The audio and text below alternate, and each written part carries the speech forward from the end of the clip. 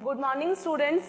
आज हम स्टार्ट करेंगे अपना new chapter that is chapter 10 factorization. ठीक है, इससे पहले हमने पढ़ा था chapter 9 algebraic expressions and identities, और उसमें हमने कुछ इंपॉर्टेंट टर्म्स को यूज किया था लाइक फैक्टर्स, मल्टीपल्स या फिर कोएफिशिएंट्स। ठीक है, तो फैक्टराइजेशन चैप्टर टोटली बेस्ड है किस पर? फैक्टर्स पर, कि किसी भी नंबर के हम फैक्टर्स कैसे फाइंड आउट करते हैं वो हम देखेंगे। तो इसमें सब टॉपिक्स में हम आज क्या क्या पढ़ेंगे? देखो, फर्स्ट है इंट्रोडक्शन। इंट्रोडक्शन में है फैक्टराइजेशन का मीनिंग क्या है, ठीक है, इससे रिलेटेड हम इसमें डिस्कस करेंगे। नेक्स्ट है फैक्टर्स ऑफ एल्जेब्रिक एक्सप्रेशंस, किसी भी एल्जेब्रिक एक्सप्रेशंस के हम फैक्टर्स कैसे फाइंड आउट करते हैं। उसके बाद उसके डिफरेंट मेथड्स है।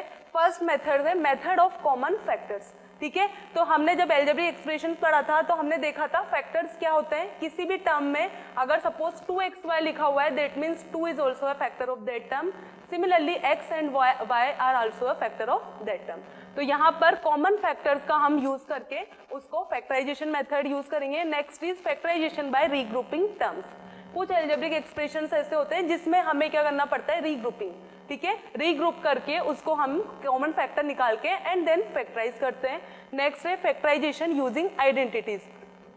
एल्जेब्रिक एक्सप्रेशंस एंड आइडेंटिटीज में हमने कुछ स्टैंडर्ड आइडेंटिटीज पढ़ी थी लाइक a प्लस बी का whole square equal to a square plus 2ab plus b square. Similarly a minus b square equal to a square minus 2ab plus b square. तो उन standard identities को हम यहाँ पर directly use करेंगे and then algebraic expression का factorization करेंगे। Next है factors of the form x plus a into x plus b. अगर कोई भी एल्जेब्रिक एक्सप्रेशन इस फॉर्म में है suppose x plus a into x plus b, that means उसको हम कैसे फैक्टराइज करेंगे। उसके बाद है division of algebraic expression.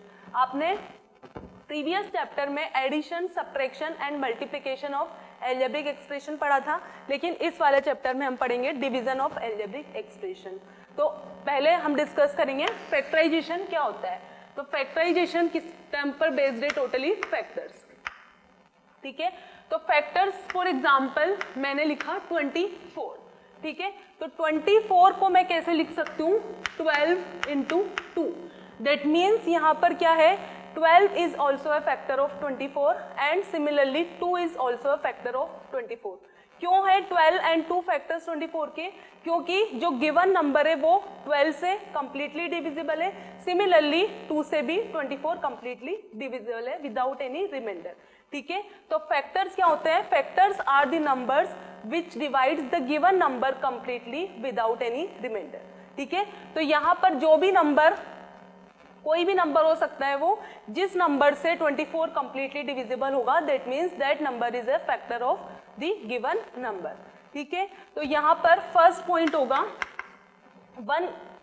In other words we can say that जिसकी भी टेबल में अगर 24 आता है दैट मीन्स वो नंबर क्या है? उस 24 का फैक्टर है।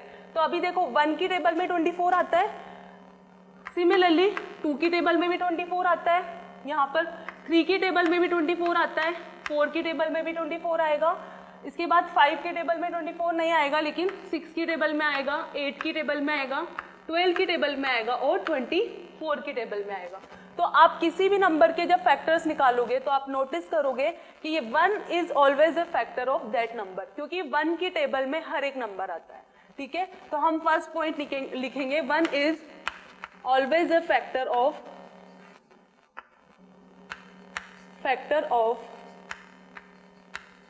Any natural number.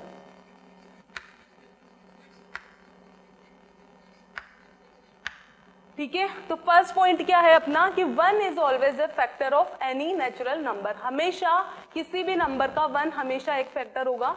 Similarly next point होगा, यहाँ पर देखो 24 लिखा है मैंने, तो 24 की टेबल में 24 आता है। सिमिलरली अगर सपोज मुझे 72 के फैक्टर्स फाइंड आउट करने हैं तो 72 की टेबल में भी 72 आएगा। तो इसका मतलब क्या हुआ कि अपना जो एक नेक्स्ट फैक्टर होगा वो क्या होगा? Number itself.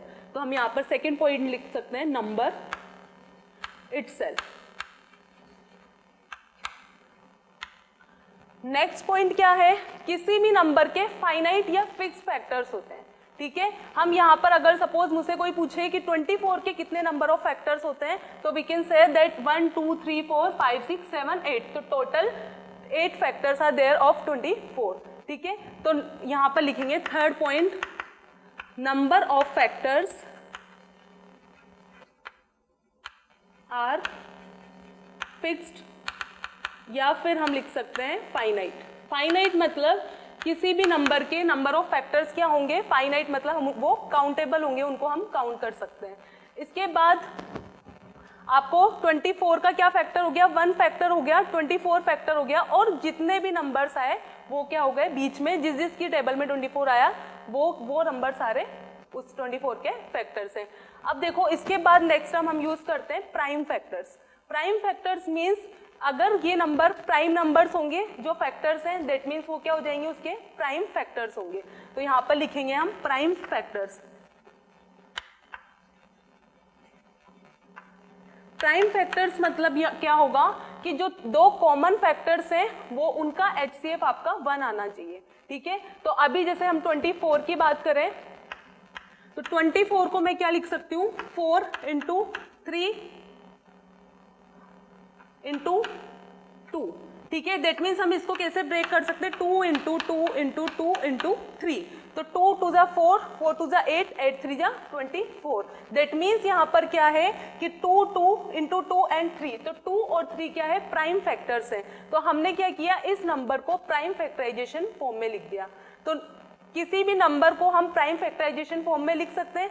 यहाँ पर क्या था, 12 और 2 क्या था, प्राइम फैक्टर्स नहीं होंगे, क्योंकि 2 की टेबल में 12 आ रहा है, ठीक है। लेकिन यहाँ पर क्या है, 2 और 3 आर प्राइम नंबर्स, ठीक है।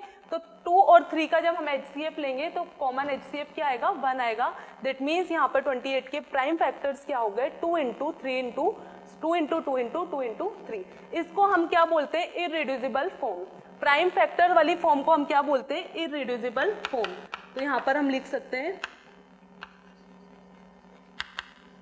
Irreducible form. दैट मीन्स हम इसको आगे ब्रेक नहीं कर सकते, ठीक है। तो अब यहाँ पर देखो 2 × 2 × 2 × 3, यहाँ पर क्या था कि 12 को आप कैसे लिख सकते हो, 6 × 2 लिख सकते हो, या फिर 2 × 3 लिख सकते हो, 3 × 2 × 2 लिख सकते हो। तो उसको आप फर्दर ब्रेक कर रहे हो, मतलब रिड्यूस कर रहे हो, लेकिन यहाँ पर आप किसी भी नंबर को आगे रिड्यूस नहीं कर सकते। दैट मीन्स ये क्या हो गई, prime factorization form means irreducible form of that number.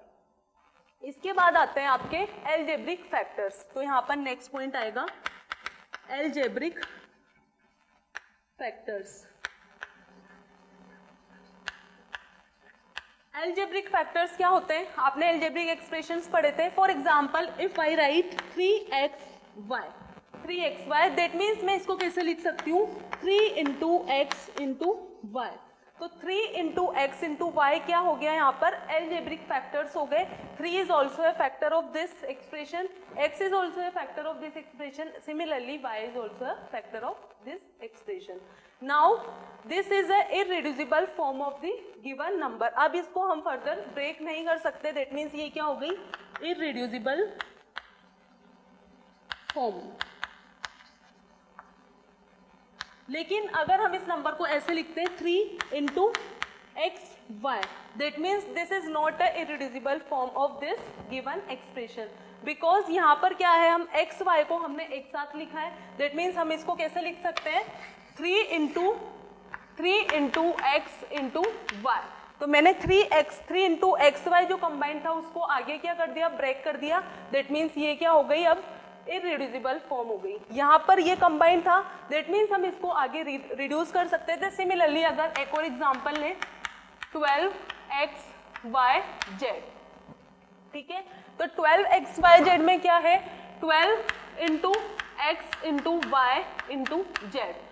अब आप बोलोगे कि ये इररिड्यूसिबल फॉर्म है, लेकिन यहाँ पर क्या होगा, हम 2 को फर्दर फिर ब्रेक कर सकते हैं। दैट मीन्स हमें क्या करना पड़ेगा, 2 को प्राइम फैक्टराइजेशन फॉर्म में लिखना पड़ेगा, ठीक है। तो इसके प्राइम फैक्टर्स क्या होंगे, अगर मैं इसको लिख दूं 4 × 3 × x × y × z, लेकिन स्टिल यहाँ पर हम 4 को फिर से क्या लिख सकते हैं, 2 × 2 × 3। दैट मीन्स अब क्या हो गई, ये इररिड्यूसिबल फॉर्म। तो यहाँ पर क्या हो जाएगा, x × y × z। That means अब यहाँ पर ये क्या हो गई, पूरी इररिड्यूसिबल फॉर्म। तो यहाँ पर हम लिखेंगे इररिड्यूसिबल फॉर्म। यहाँ तक 4 × 3 तक क्या था, ये प्राइम फैक्टराइजेशन फॉर्म में नहीं था, लेकिन हमने क्या किया, इसको आगे फिर से क्या लिख दिया, 2 × 2, मतलब 2 × 2 के मल्टीपल में लिख